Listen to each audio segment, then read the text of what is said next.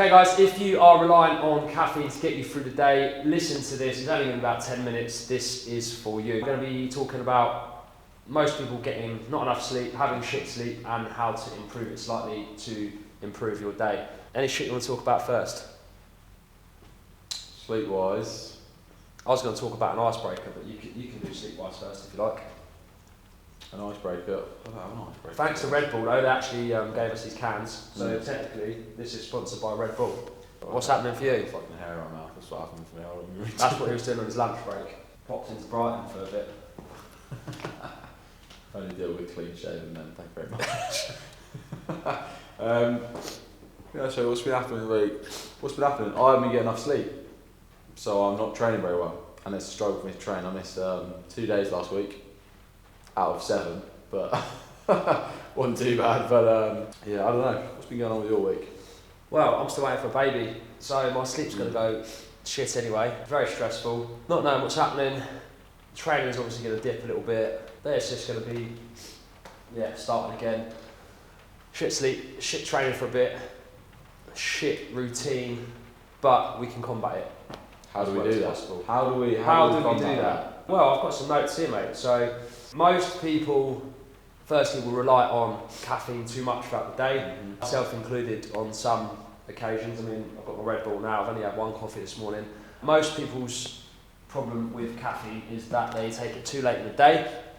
If you know about the half-life of caffeine, if you're having a coffee or something like that at 11, it's going to be in your system till about 11 o'clock that night.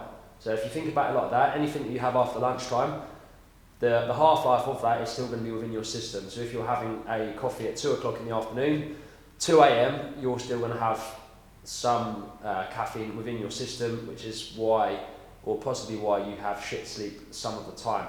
So think about it, wherever you're doing 12 hours ahead, are you going to want to be asleep at that time? If so, then knock it on the head and bring it back before lunch. For myself, I try not to have anything past 12 now. That's my little thing with caffeine. Anything you want to add there, mate? As much as people have it too late within the day, people can also have it too early within the day. Everyone's like, oh, first thing I have in the morning is a cup of coffee. Really, you should be waiting at least an hour and a half before you have a cup of coffee, because when you wake up, your cortisol levels are really high. So the effects of caffeine don't work as much straight away in the mornings. You want those levels to drop about an hour, hour and a half, and then the effects of caffeine will sit for a bit longer and they'll be a bit stronger throughout the day. So really wait a bit before you wake up. It will also avoid an afternoon crash as well if you do wait that hour, hour and a half to have a cup of coffee. So I used to do that, then I thought, fuck this, I have a cup. Yeah. I'll be honest, I'm guilty of it as well. I wake up and the first thing I do is some coffee. Well, I don't really, I just want a cup of coffee for the taste of it, to be honest. Go on. I don't feel like, it depends, everyone's different. Caffeine doesn't particularly affect me and my sleep cycle. I can have a cup of coffee and in an hour's time I can nap pretty peacefully. But that's because everyone's brain chemistry is wired quite differently. Yeah, I used to do that. I did go down the route of having water when I wake up, leave it an hour, hour and a half, and then start to do it. But to be honest, now I just have my coffee as soon as I wake up. Just like Oscar as well, I used to be able to have a pre-workout in the evening. I used to be able to have a can of Monster in the evening, straight before bed, and just sleep absolutely fine. Yeah. But in the last sort of 5 or 6 years, that's changed quite a bit. And like now, what is it now? It's nearly 1 o'clock. I'm probably going to still feel the effects of that Red Bull tonight. But on to the next one. So that's caffeine. One of the other things as well everyone's guilty with, they get home, sit there scrolling on the phone like he is now. Yeah. Late into the evening, your brain doesn't have the chance to kind of switch off. So I always say to people, 30 to 60 minutes, if you can take away your screen time. I know we're guilty of this as well, like we watch telly and then we go to bed. But that will also keep you awake longer from what you want in the evening. One thing you can try, which I do now, is to have the blue light blocker glasses. You look like a bit of a twat, but it does seem to work, and my sleep seems to be a little bit better. It just blocks the blue light, which is the light stimulating the brain to stay awake. That seems to make a big difference for me as well. So blue light blocker glasses can make a difference, but if everything else is where can I get those? You can get them on Amazon. I think I paid $10.99. If everything else is shit and you still have loads of caffeine, it's not going to make any difference at all. But little tweaks here and there can make a massive difference. What else you got? I was on my phone quickly because I was just looking up just to double check. So the effects of caffeine is very different for individuals with ADHD. So if you don't feel like it affects you very much, you might not be neurotypical, which is why that caffeine doesn't react in the same pathways. It's the opposite, isn't it? I think it slows it down, doesn't it? Yeah, so you can actually calm anxiety and actually calm brain waves being sent constantly in your body. So that might be why we don't feel the effects of caffeine. Hence why we jump from topic to topic constantly on this sofa. So yeah, but it's good. It keeps people on their toes. Yeah. On top of your point there, I like to try and follow 3-2-1 rule when it comes to my sleep schedule. So no food 3 hours before bed, no drink 2 hours before bed, and no phones 1 hour before bed. How religious is that? Sometimes your schedule's a bit off kilter, sometimes you get home really late and you haven't eaten all day, that's fine. But essentially you're working with your body's rhythm, okay? If you have food, your body has to metabolise that. You think about your body as a machine. If you've eaten 30 minutes before bed, your body's still working as you're trying to go to sleep, so obviously you're not going to get a good night's sleep, okay? Same as if you drink, your body is still processing that liquid through your body, and you're probably going to get up in the middle of the night at like 1 o'clock and go to the toilet. I have about 4 pisses if I have a tea before bed. Well, there you go. Touching on that, good thing to do if you do struggle with sleep, have a heavy carb meal before bed. That will help you sleep better. We also actually do that for the dogs as well. They have pasta with their meal in the evening and they're zonked for the rest of the night. So when you have a big carb meal, that's when you feel heavy, full, tired. If you do struggle with sleep, that is a thing that you can try. Also, put your carbs towards the back end of the day. Again, another thing that you can try. Run us through Bella's diet quickly. Bella's diet, she eats better than most people. Minced turkey, chicken legs, sprats, fish oil. What are sprats? They're like little fish, like little whitebait fish, yeah. Fish oil, sweet potato, pasta.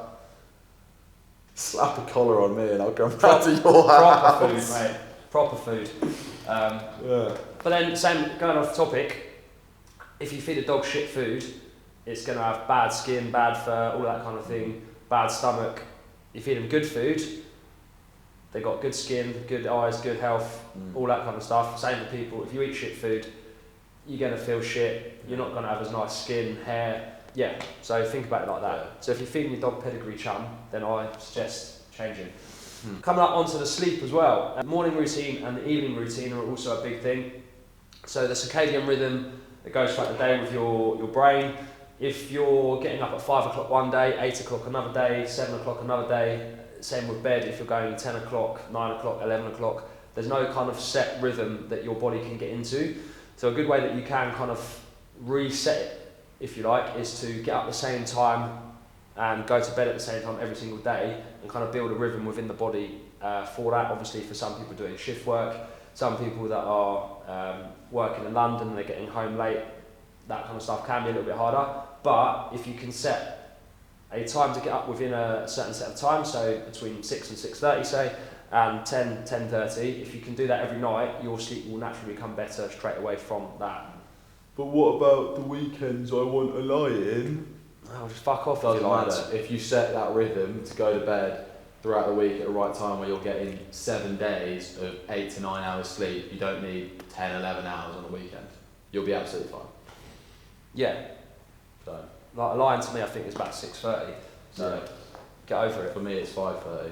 Yeah. Because I'm better. Just get on with it. You're a kid. Right. What else have we got? So we've gone through caffeine. We've gone through food. We've gone through sunlight. Oh, sunlight in the morning. Go on. Hit me with it. I just think it's quite good. I was just thinking that I'm getting absolutely none at the moment because I come in here and then come here in the dark, leave in the and then he sleeps in the dark. Sleeps inside. But for that I do take vitamin D every morning because I know I'm not getting enough sunlight in the mornings. But benefits of sunlight in the mornings. Benefits of sunlight. Getting sunlight in your eyes will help wake up your brain naturally rather than chucking the caffeine straight in. As well, if you do go outside, obviously you're going to be moving as well, so you're getting the blood flowing around the body, and it is a very good way to kind of wake up naturally over time. And obviously in the winter, it's shit, there's no sunlight. So again, like Oscar said, if you do feel more tired in the winter, if you feel depressed in the winter, definitely look at taking on more vitamin D, a higher dose of that, especially being in the UK. If you're not sure which brand, we'll put a link in the description, which we recommend. So a nice high dose, that should help as well, especially with energy levels throughout the day. Just touching on another supplement as well, we've talked about this in previous episodes, magnesium biglycinate. If you do struggle, take this at night, it will help your body switch off and sleep better overall. But again, if you're not touching all of the other subjects, it's not going to make a massive difference at all. Anything else you want to go on, mate? I think that's pretty much everything. Sleep pretty well, to be honest. I think that's pretty good. So at the end of the day, cut down on your caffeine, same bedtime, same wake up, stop scrolling on your phone, and that's pretty much it overall. What about sleep when it relates to training? What do you mean? So in terms of training wise, how's sleep gonna benefit training? Just while you say that, I actually struggle. If I train in the evening, I actually struggle to sleep because I think I'm so sort of full of adrenaline and sort of so pumped up afterwards. I actually struggle to sleep. Some people it's the complete opposite. So again, put your training in around the time that suits you best. Like for me, mid-morning is perfect. Whereas in the evening, if I was to train, if I go to jiu-jitsu in the evening, it takes me an extra sort of hour, 2 hours to be able to wind down, relax, and then go to sleep. How does it help with training and kind of lifting and all those sorts of things? So you got to think your body is like you got to be able to recover properly. If your body's not recovering, which it will do when it's asleep, if you're not doing that, you're not going to be able to train to your full potential. Your lifts aren't going to be as good. You're probably going to struggle for those last few reps as well, which I find quite a lot. Motivation to train will be down as well, although motivation is a completely different subject which we'll come on to. But on top of that, if you're not getting enough sleep, when you're in deep sleep, your growth hormones stimulate a lot more. It's got a lot more time to work through your body, so you won't see as much gains if you're not getting as much deep sleep, and that's going to tank your motivation again because you'll be like, why am I stuck on the same weight constantly? It's because you're not getting enough sleep and you're not getting enough recovery, which means your output from your body isn't going to be as high as it would when you're well rested. So one more thing on that as well, when I used to train every single day, I actually found that my sleep was worse off than when I trained less. So bear that in mind. If you're training every day, you're not seeing progress, take some days down, sleep more, and see what the difference is. Cool. But once again, you're neurodivergent, so don't take anything he says for granted. Not technically. Apparently I'm just not normal. Built different. Right, that's it. That's sleep. Any questions? Hit the links below.